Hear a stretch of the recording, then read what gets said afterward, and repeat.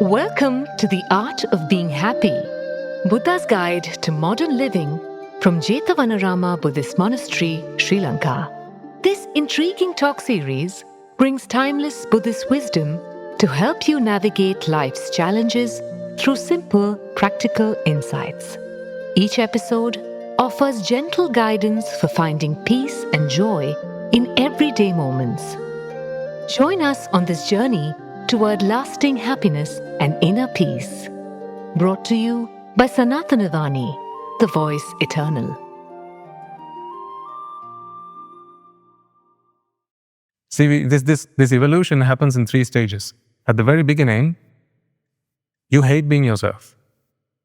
When you can't take it anymore, that's when people just want to off it themselves.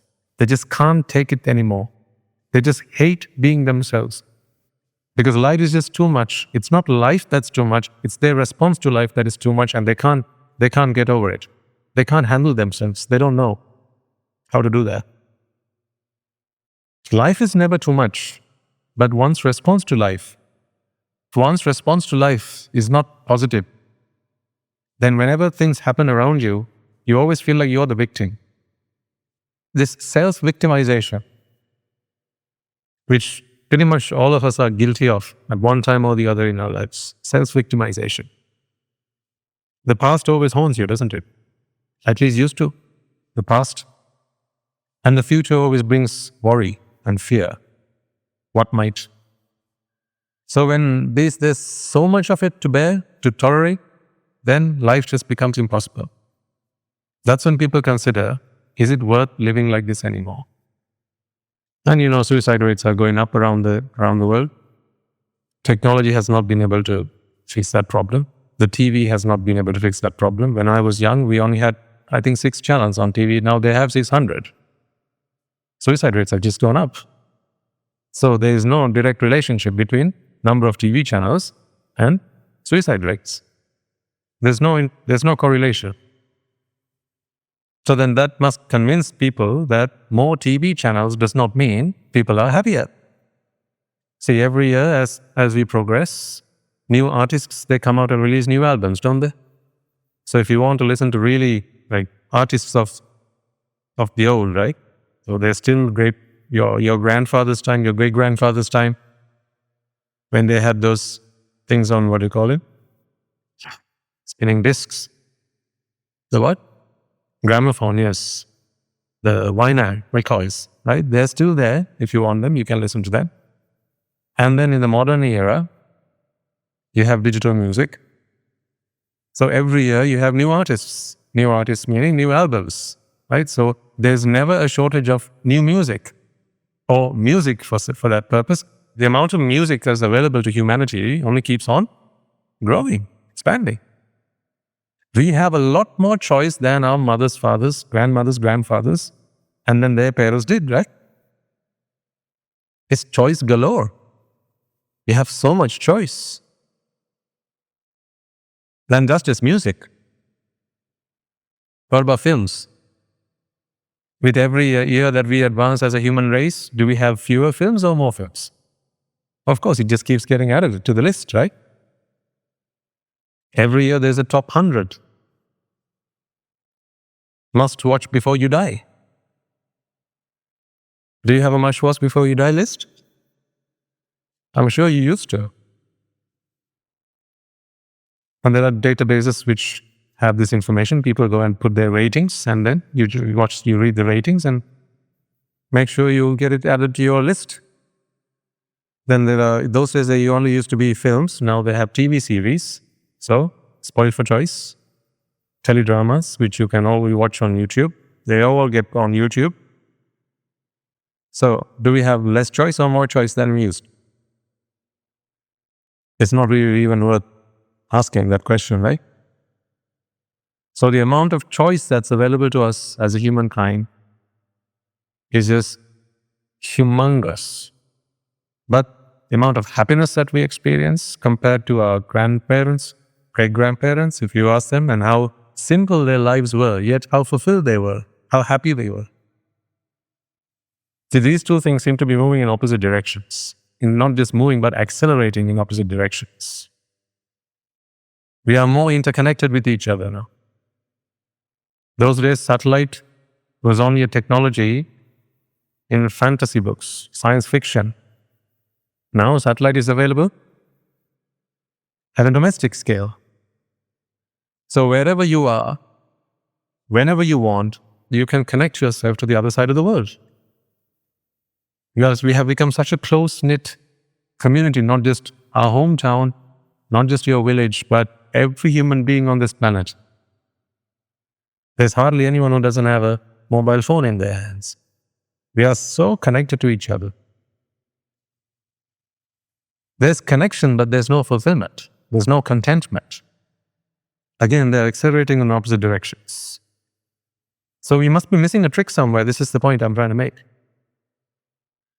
Every year they bring out new dishes because culinary science, and they invent new dishes. Chefs around the world, they cook up, they invent, they discover new flavors, right? New fusion of new flavors. Those days you had Indian, you had Mongolian, you had Chinese, right? You had those very distinct. And if you wanted to eat one type, you had to go to one restaurant. But now, that's not so. You can go to just about any restaurant, and what they have is fusion. So they bring the best of one cuisine with the best of another, and every day there's new experiments going on in the kitchens around the world. And you can be sure as anything that tomorrow, if you just go online and type it in, a new kind of food will have been invented for you to try out. See, again, accelerating in one direction, but happiness, contentment, fulfillment, that's going in the opposite direction. Don't you realize, ladies and gentlemen, that people are coming up with the wrong answer to the problem? More music, more films, more TV, more food, more dance, more TV. None of these things are the answer. Money helps you buy all these things and build a world around you. Completely enclose yourselves with all of these sensual delights. But where is true fulfillment? Where is that happiness? Where is that contentment that we seem to have lost? So there has to be a day in your lives you realize that happiness does not come through these, through this. It does not come through that. Your five senses are not five happy doors. They are five sense doors. They don't bring happiness. Some people might even think that it's just unfortunate that we only have two pairs of eyes. I believe if people could have it their way, if we gave everyone a wish, what would you like? People might say, can I have a pair of eyes in the back of my head so I can see more? Maybe another pair of ears so I can hear more? No. Another tongue so that you can try two dishes at the same time? Then you don't have to wait until you finish one mouthful. You can just bung in the other one while you're eating the first one. Like, people like to experiment things together, right? That's why you have these condiments. Ketchup, mustard, what else do you have? Brown sauce, right? You have all these things. So you can try different combinations. So it's not enough to have ice cream and then have fruit. What do you need to have? Fruit salad and ice cream. That has to go together. So you can't have your jelly, ice cream, and fruit salad. What must you do? Fusion. Bring it all together, then have it and see what that feels like. This is not a need that we used to have. We didn't do so much with food back then. But this is this insatiable appetite that people have. Not appetite in the stomach, but appetite in the mind. It's insatiable. It's literally insatiable. Otherwise, let's think about it. By this point, shouldn't we really be satisfied as a human race? There's so much choice out there. So much choice. How satisfied must we be?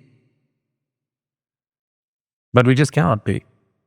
Because we are looking for a solution in the wrong place. If you wear your glasses on your head, no matter how much you look around in your house, you're not going to find it because it's on your head. So you got to stop and look for it on you. That's when you will seek it. That's when you will find it. And this is why, after having lived for that many years, you have come to these sermons still looking for happiness.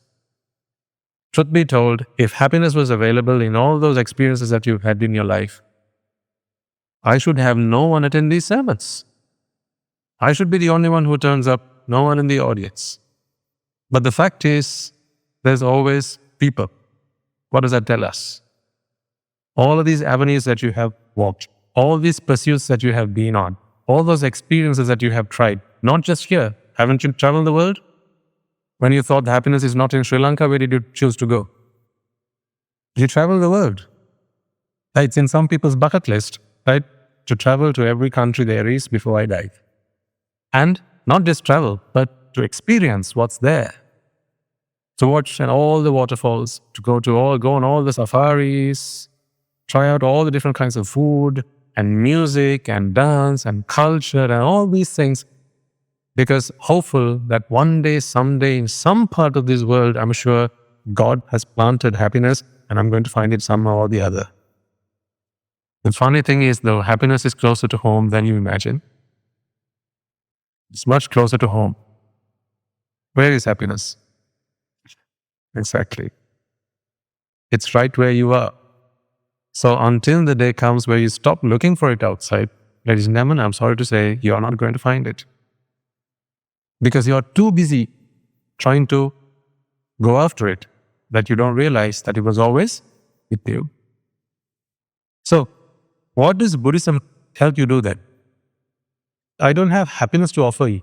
So that's what I'm saying. Like what we are so accustomed with is going around places, to the restaurants, to the theaters, to the concerts, right, to the galleries to try and find happiness, right?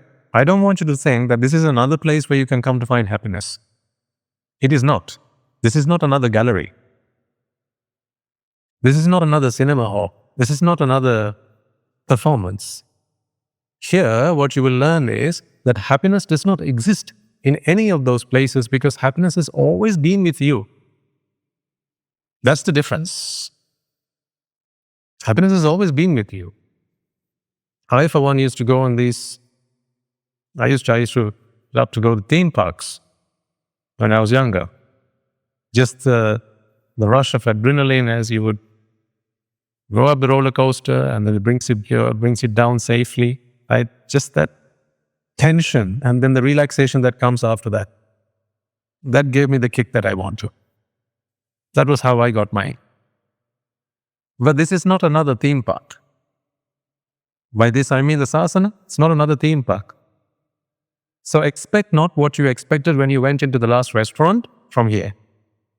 Because that happiness that you got there was not happiness at all, really. It was merely relief from vexation. It is what we call pleasure. The difference between pleasure and happiness is, to experience pleasure, you have to vex. There's something you have to do for that. To experience happiness, you need not do anything. There's no expense. Therefore, no cost to happiness. Happiness is yours. So that is the philosophy of happiness. That is what Buddhism teaches us. It's what any religion teaches you, if it's the truth that they preach. Pretty much every religion teaches the truth, but people struggle to understand the truth behind those words. They struggle to understand the truth behind the parables. They struggle to understand the truth behind the prayers, behind the mantra. So life is not difficult. Your response to life is difficult. It can be if you don't know how to respond correctly. So that's what we're here to study. Now, last week I asked you a question. Who are you? Have you figured it out now? Who you are? I want to take that conversation one step forward today and really try and understand why the mind is insatiable. Why is it that you cannot be content with anything? Why is it that even after having spent 24 hours today, you look forward to waking up tomorrow morning? Why? Why does the promise of tomorrow excite you so much? The promise of tomorrow. Why is it when your birthday gets closer, you get excited? Why is it if you have a friend or someone of the family give you a call and say, "We're going to be coming over tomorrow or this evening," that excites you? Why does that make you happy? These are questions that riddle us. Perhaps you don't worry too much about why it happens, but if you really want to understand how the mind works and how you work, these are questions that you need to find answers to. Let us begin. We know by now how the mind arises, don't we? In very simple terms, let's take one of the senses. The eye is as good as anyone. You have an object meets the eye, and a chitta is born. This is all that happens. But we know that these chittas are born, that when these chittas are born, they are born in an environment which is laden with ignorance. That's the problem. Ignorance. Ignorance that there are experiences worth having. That pleasure exists in the outside world, and that pleasure is something that is worth having. This is what ignites your desire to experience through your five senses. The eyes don't want to see. They see, but they don't want to see. So your eyes are quite comfortable being shut. But who's not? Their owner is not. Who's their owner? That's the one you're thinking of. That's the one. Your ears are quite comfortable not listening or not hearing anything. They don't want to hear. They can hear, but they don't want to hear. But there is someone who wants to hear, and that is the owner. The same can be said about your tongue. Your tongue can taste, but it doesn't want to taste. Doesn't want to taste. Doesn't want to taste. It has no desire to taste, but it can taste.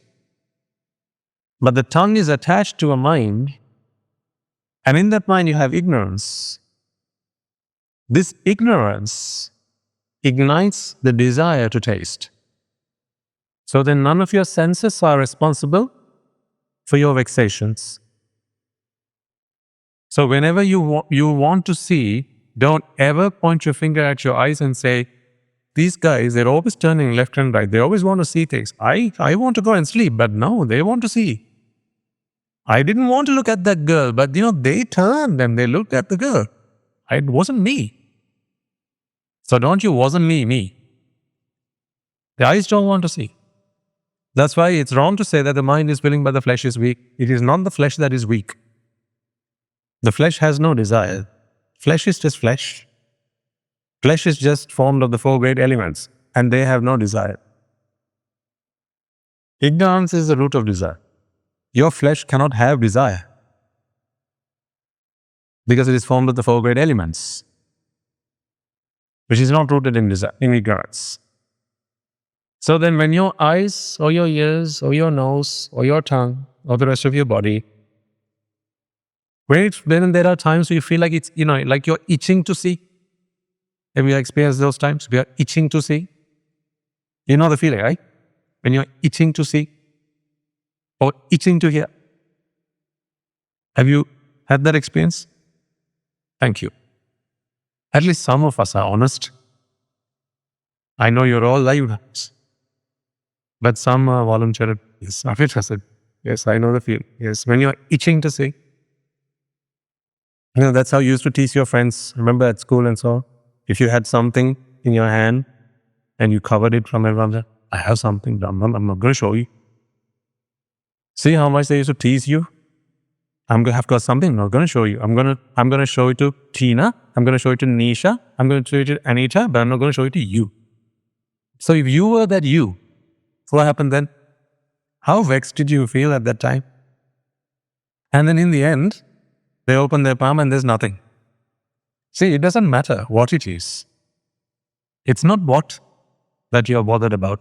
It's the fact that you want to see, even if it's nothing. As the mind is such a It's not the mind alone, but because of ignorance, it becomes so weak, so fragile, so vulnerable. Just think about it, Lachima. You walk into the room and two people are whispering at each other's ear, and then they go, shh, shh, she's here, she's here. What's the next thing you want to know? What's the next thing you want to know? What they were talking about. How many times were you fooled? Were you deceived? Just because two people did that. They were not talking about anything, really, but they just wanted to mess with you. And you got caught. You were the victim of that because you want to hear, you want to know. Curiosity. Have you ever seen a curious eye? A curious eye? Or a curious ear?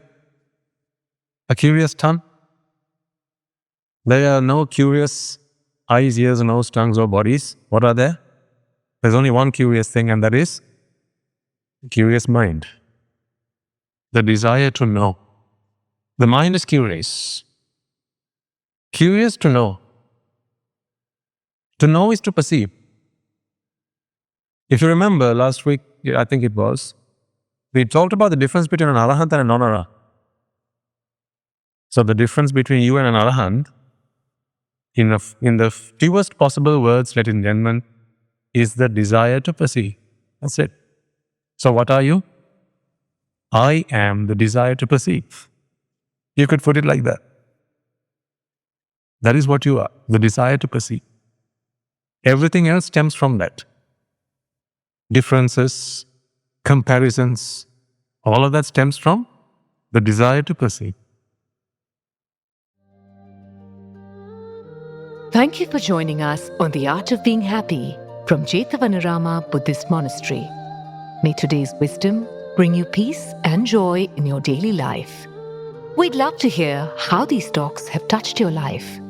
Share your experiences with us on +91 6361 803371. Until next time, may you find happiness in each present moment. Brought to you by Sanathanavani, the voice eternal.